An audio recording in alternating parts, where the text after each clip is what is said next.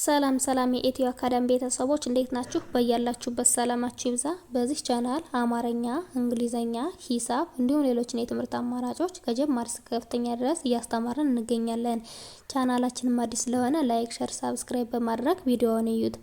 በኦንላይን መማር የምትፈልጉ ልጆች ካላችሁም ታች ላይ ስልክ አለ፣ በሱ ደውላችሁ መማር ትችላላችሁ ማለት ነው።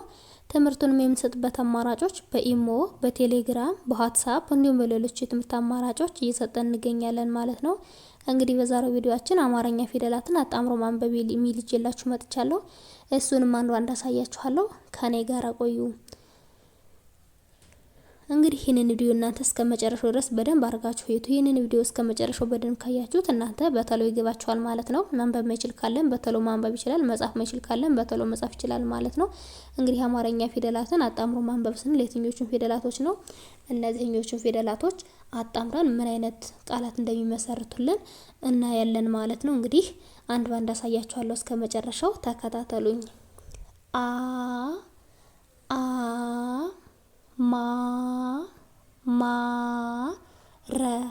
ረ እንግዲህ እነዚህ ፊደላቶች በአንድ ላይ ተጣምረው ምን የሚል መስርተውልናል?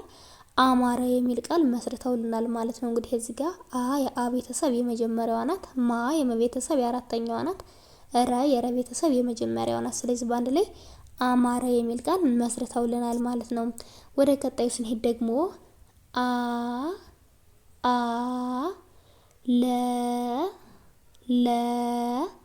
ም እነዚህ ፊደላቶች ደግሞ በአንድ ላይ ተገጣጥመው ሲነበቡ ዓለም የሚል ቃል መስርተውልናል ማለት ነው።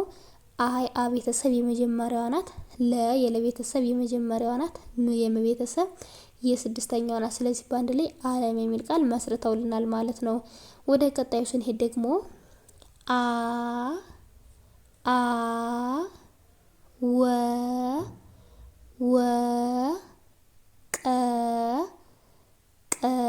እንግዲህ እነዚህ ፊደላቶች ደግሞ አወቀ የሚል ቃል መስርተውልናል ማለት ነው።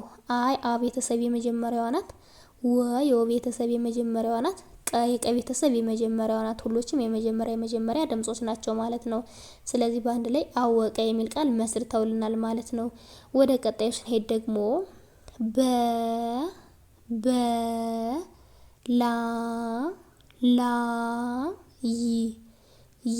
ይህ ደግሞ በላይ የሚል ቃል መስርተውልናል።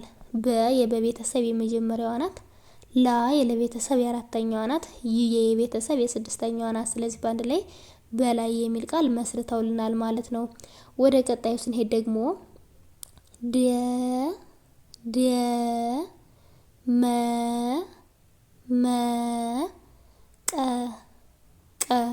እነዚህ ፊደላቶች ደግሞ ደመቀ የሚል ቃል መስርተውልናል ማለት ነው። የደ ቤተሰብ የመጀመሪያዋ ናት፣ መ የመቤተሰብ የመጀመሪያዋ ናት፣ ቀ የቀ ቤተሰብ የመጀመሪያዋ ናት። ሁሎችም የመጀመሪያ ድምጾች ናቸው ማለት ነው። ስለዚህ በአንድ ላይ ደመቀ የሚል ቃል መስርተውልናል ማለት ነው። እዚህ ጋር የመሰረትነው በየትኞቹ ነው? በእነዚህኞቹ ፊደላቶች ነው ማለት ነው።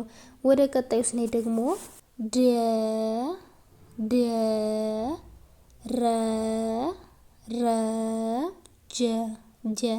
እነዚህ ፊደላቶች ደግሞ ደረጀ የሚል ቃል መስርተውልናል ማለት ነው።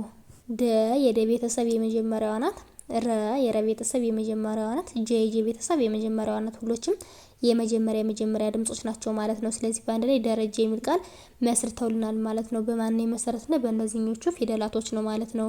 ወደ ቀጣዩ ስንሄድ ደግሞ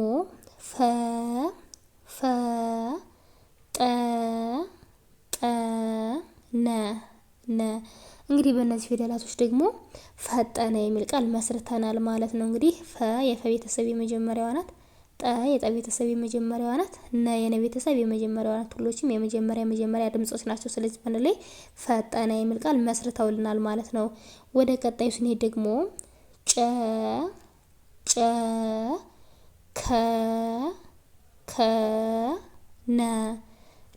እንግዲህ እነዚህ ፊደላቶች በአንድ ላይ ሲጣመሩ ጨከነ የሚል ቃል መስርተውልናል ማለት ነው።